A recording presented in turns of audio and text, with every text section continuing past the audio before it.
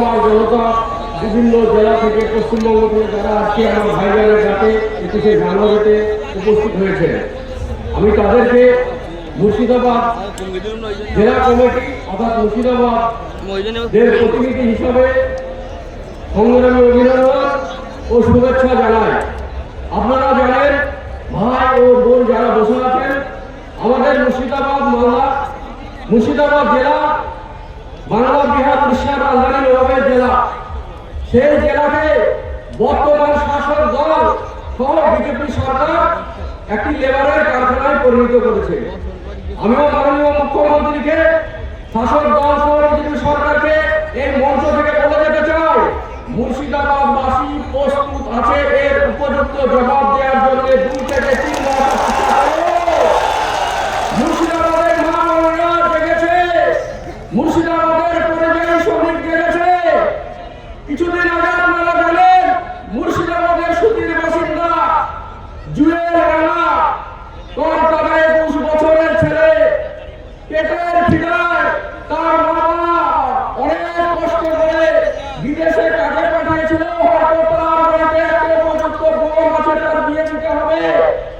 তার বাড়িতে বৃদ্ধ মা বাবা আছে, তার মুখে অন্ন তুলে দিতে হবে।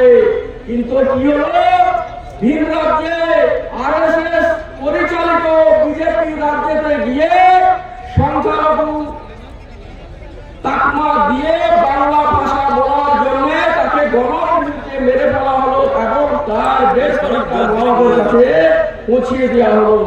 আমরা এই মঞ্চ থেকে বিজেপি সরকার সহ শাসক দলকে মুর্শিদাবাদবাসী তরফ থেকে ধিক্কার জানাই এবং নিন্দা জানাই।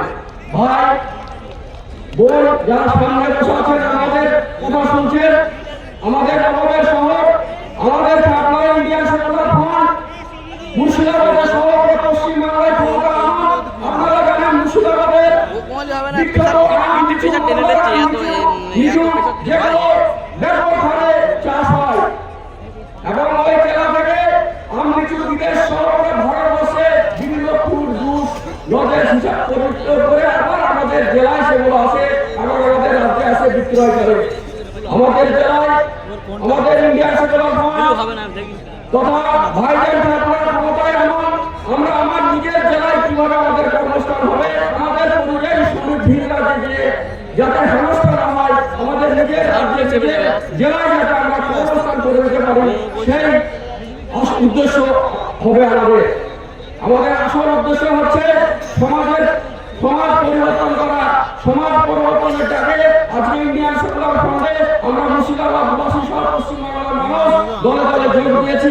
সামনে আমাদের যে সুযোগটি এসেছে, এই সুযোগটিকে আমরা আর অপব্যবহার করিব না এবং আমাদের ভোটটি সঠিক জায়গায় দিয়ে এই অত্যাচারিত শাসক দলকে ক্ষমতা থেকে অচ্ছিন্ন করে সিংহাসন থেকে নামিয়ে তাকে সাধারণ ভোটার করে ছাড়বো, এই প্রতিজ্ঞা আমরা এখান থেকে করে যাচ্ছি।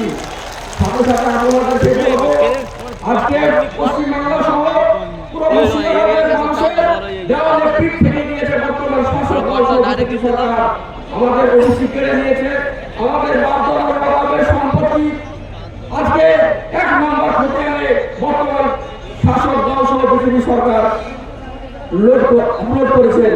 জানেন যে কবরস্থানে আমার বাপদাদা পূর্বপুরুষ শুয়ে আছে, এই প্রতিবাদ যদি আমরা না করি, আমাদের ইন্ডিয়ান সেকুলার ফ্রন্টের প্রতিনিধিকে যদি ক্ষমতায় আমরা বিধানসভায় না করাতে পারি, তাহলে আমাদের সামনে যে দুর্দশা আসছে সেটা আপনি সহ আমার পুরো পশ্চিমবাংলা মুর্শিদাবাদের ভাই বোন মারা বুঝতে পেরেছেন। তাই বলবো, আমাদের যে চেয়ারের 4টে পায়া, একটা পায়া আমাদের ভাইদের হাতে দেন আপনারা এবং আমাদের পশ্চিমবাংলা সহ পুরো মুর্শিদাবাদের অন্ধকার থেকে আমাদের বাঁচিয়ে আজকে আমাদের ছেলে পেলে প্রজন্মের হাতে কলম পেন খাতা তুলে দেওয়ার বদলে শাসক দল বিজেপি সরকার বল পিস্তল তুলে দিচ্ছে। আমাদের উদ্দেশ্য হবে সমাজ পরিবর্তন করা, মুর্শিদাবাদের পরিবর্তন আনা। আমরা মুর্শিদাবাদের ঘরের ছেলে মেয়ের হাতে বল পিস্তলের বদলে পেন কলম খাতা তুলে দেব এবং যাতে আমাদের ছেলে মেয়ে শিক্ষিত হয়ে কোনো মোহাম্মদকে নেওয়ারে দলিত আদিবাসীকে দলিত নেওয়ারে আমরা সকলে মিলে হিন্দু মুসলমান খ্রিস্টান জৈন বৌদ্ধ কানে কান মিলিয়ে এই পশ্চিমবাংলায় বসবাস করবো। এই বলে আমি আমার সংক্ষিপ্ত বক্তব্য শেষ করলাম। ইনকিলাব জিন্দাবাদ। প্রিয় আমার বড় ভাইজান আব্বাস সিদ্দিকী মহাশয় জিন্দাবাদ। প্রিয় আমার ছোট ভাইজান নওশাদ সিদ্দিকী মহাশয় জিন্দাবাদ।